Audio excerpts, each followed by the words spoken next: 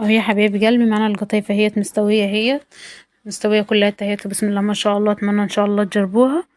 اهي ناشفة من بره وطرية زي الوردة اهي من جوه. السلام عليكم ورحمة الله وبركاته. ازيكم يا حبايب قلبي، عاملين ايه؟ اللهم صل وسلم وبارك على سيدنا محمد. ان شاء الله هنعمل مع بعض النهاردة عجينة القطايف، طريقة سهلة وبسيطة، مكوناتها سهلة وبسيطة، موجودة معنا هي، غير مكلفة خالص. معنا كوبايتين من الدقيق اهي، بنعاير بالمج بتاعنا. هندخل الكوباية التانية اهيت، معنا كوبايات موجودة اهي معنا في الطبق اهي، والكوباية التانية اهي هندخلها اهي كويس اهوت زي ما احنا شايفين. والمكونات بتاعتنا اهي معلقة من السكر، معلقة من الخميرة، معانا ذرة صغيرة خالص من الملح، حوالي جرام واحد من الملح، ومعانا كيس فانيليا للي حب يضيفه بيضيفه اهوت عشان يدي ريحة بس كويسة، بس العجينة مش اكتر اهوت. ونفس الكوباية اللي عايرنا بها الدقيق هنقلب المكونات بتاعتنا الاول كويس اهوت، ونفس الكوباية اللي عايرنا بها الدقيق هي اللي هنعاير بها المية. معنا مج اهوت من المية، مية تكون دافية عشان تنشط الخميرة معايا اهوت. هننزل بيه مرة واحدة اهو زي ما احنا شايفين اهوت.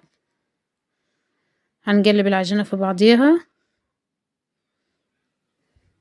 هنشيل المعلقة خالص وهنقلب بالمضرب السلك عشان احنا عايزين العجينة بتاعتنا تكون مش فيها اي تكتلات، تكون عجينة سايلة خالص زي عجينة الكريب كده اهو.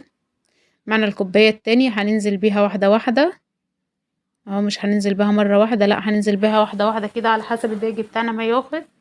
زي ما احنا قلنا قبل كده، كل دقيق بيختلف في امتصاص السوائل من دقيق لآخر. يعني في دقيق ممكن ياخد كوباية ونص، في دقيق ممكن ياخد الكوبايتين، ممكن دقيق مش يكمل الكوبايتين. فاحنا هننزل بيهم واحدة واحدة اهو. كل ما تحس ان العجينة بتاعتك عايزة شوية مية تديها شوية صغيرين، بتضيفي شوية بشوية اهو زي ما احنا شايفين اهو.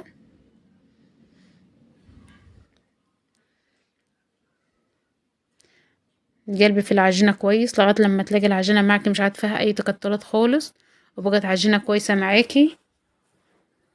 بتختبري العجينة لما بتيجي تمشي معلقة في جعر الحاجة اللي انت بتعجني فيها، وتبصي تلاقيها طالعة مش فيها اي تكتلات خالص. اهي معايا العجينة هي. لو حابة ان انت بتحطها في الخلاط بتحطيها، بتحطها بتعملها بمضرب كهربائي بتعمليها، حبيت اعملها بمضرب السلك معاكا. هنشوف قوام العجينة هي معايا هي، قوام العجينة اهوت زي ما احنا شايفين اهو.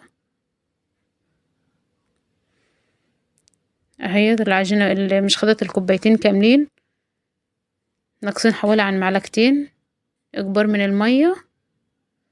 هنصفي الخليط بتاعنا كويس بالمصفى، وتصفيه على شفشف او براد، اي حاجة يكون إلها بوز عشان تسهل معك عملية التشكيل وانت جاي تشكلها في الطاسة اهوت. هننزل بالخليط بتاعنا كله اهيت اهوت مرة واحدة اهو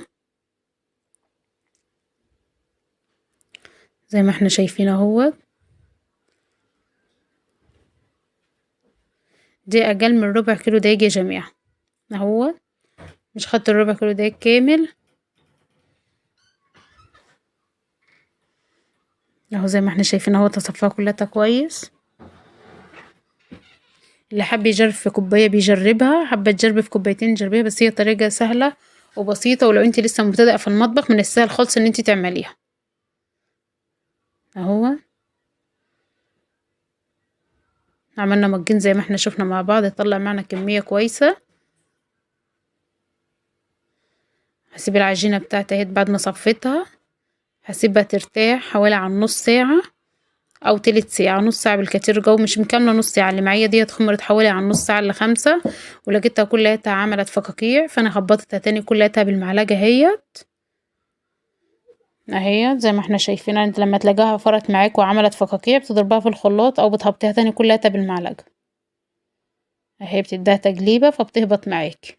هنجيب طاسة هنحطها على النار، طاسة تكون سيراميك او تيفال، اهم حاجة يكون مش بلزق فيها، وتحطها على نار انا عايزاها تسخن، وبعد كده بتشغليها على نار وسط اهوت. هنشكلها مع بعض اهو، مش بتدهنها زيت ولا بتدهنها اي حاجة خالص.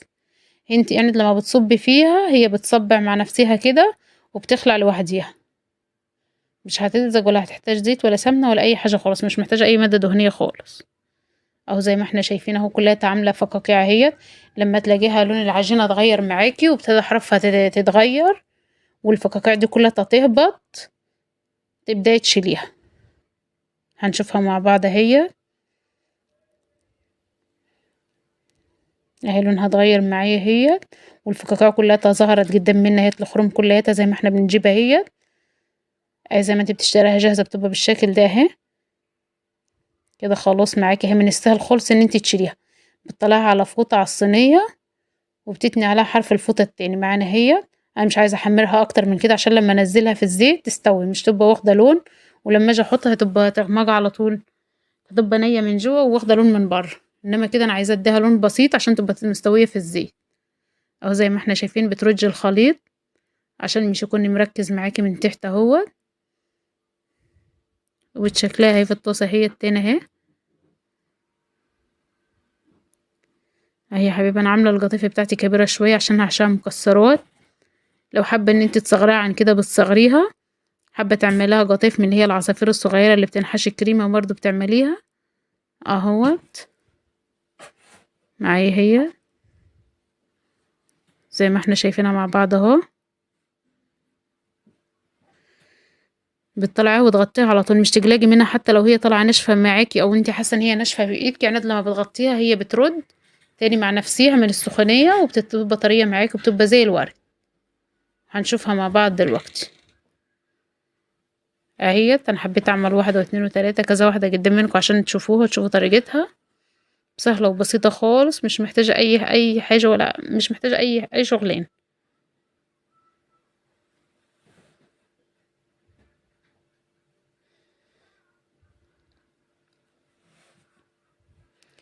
وده الكميه بتاعتنا اهيت. الوظيفه بتاعتنا طريه وزي الورد اهي.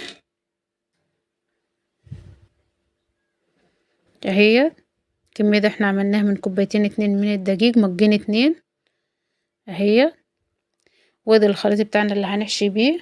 هعمل قطيف برضو وحشاها معاكم اهي دلوقتي برضو اللي احنا لسه عاملينها. معانا سوداني مجروش، ومعانا زبيب، ومعانا معلقتين كبار من جوز الهند، او مش يكمل معلقتين جوز الهند، هو ده اللي موجود عندي فانا حطيته استعملته.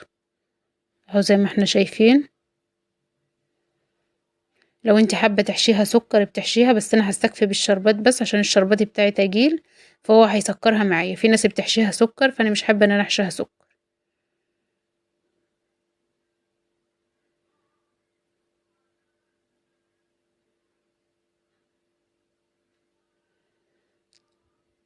اهيت هنجيب القطيفة بتاعتنا وبتحشيها اهوت بالمكسرات. حابة تزودي انت المكسرات عن كده بتزوديها.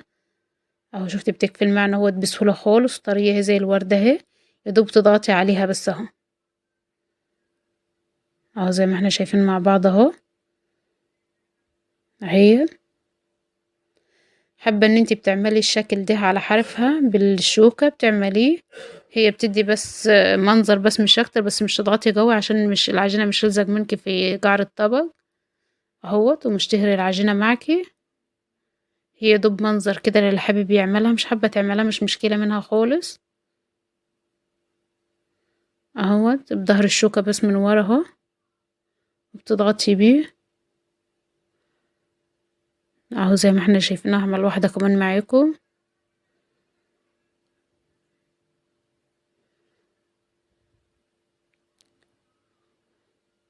اهو زي ما احنا شايفين اهوت.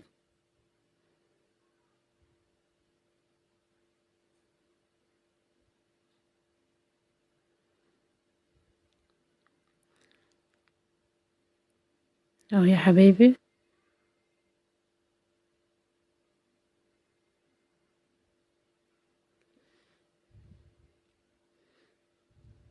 اهي التانية هخلص الكمية وارجع لكم. اهو يا حبيبي كده خلصت الكمية اهيت، ومعايا طاسة فيها زيت. اهيت هنزلها على زيت سخن على طول. اهو درجة حرارة وسط، مش يكون سخن قوي عشان مش تاخد اللون بسرعة وتكون لسه مش استوت من جوه. اهوت زي ما احنا شايفين اهوت بنزل واحدة واحدة اهوت في الزيت اهوت، والزيت درجة حرارته وسط. اهو معنا اهوت خدت لونها، هنديرها على الناحية التانية اهوت. طبعا انت بتحددي اللون اللي انت عايزاه. وبعدين لو انت عايزة القطايف بتاعتك ناشفة خالص بتديها يا دوب لون في الزيت وتشيليها، وبعد دقيقتين بترجعيها تاني في الزيت اهوت. زي ما احنا شايفين اهوت، خدت اللون الذهبي الجميل ده اهو معانا اهوت. هنبدأ نطلعها اهو، هي مش بتاخد تحمير معاكي حاجة اهوت. بنطلعها، طلعتها على الشربات على طول. الشربات بتاعي بارد والقطيفة بتاعتي سخنة، فهطلعها هيت على الشربات على طول اهي زي ما احنا شايفين اهوت.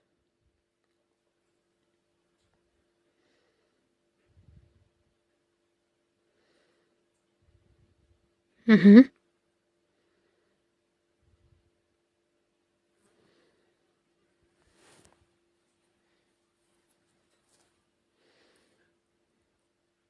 هقلبها في الشربات اهوت. زي ما احنا عارفين انا مش حشيتها سكر، انا هستكفي بالشربات. الشربات بتاعي تقيل ومسكر، وزي ما احنا قلنا قبل كده طريقة الشربات كذا مرة. بتعملي للقطايف للكنافة، بتعملي لبلح الشام. زي ما احنا عارفين كوبايتين سكر مع كوباية مية، او 3 كوبايات سكر كوباية ونص مية، يعني نص كمية السكر بتحطي نصها مية. وده الرصة التانية هي معايا هي. بتحطي طبعا عليه على الشربات عصرة ليمونة وكيس فانيليا اهو. ده الرصة التانية اهو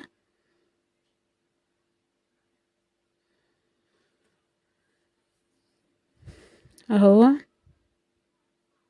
هطلعها اغطها برضو في الشربات اهي، اسقيها الشربات كويس.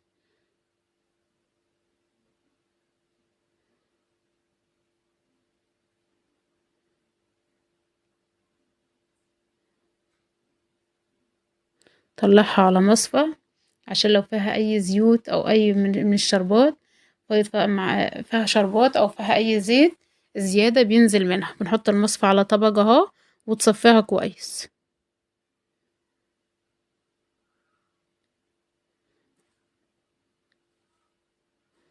هي.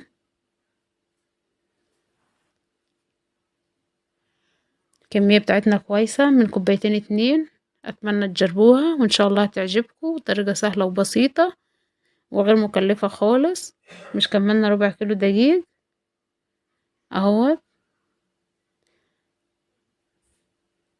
اهيت معايا هي بسم الله ما شاء الله، هي زي الوردة اهي.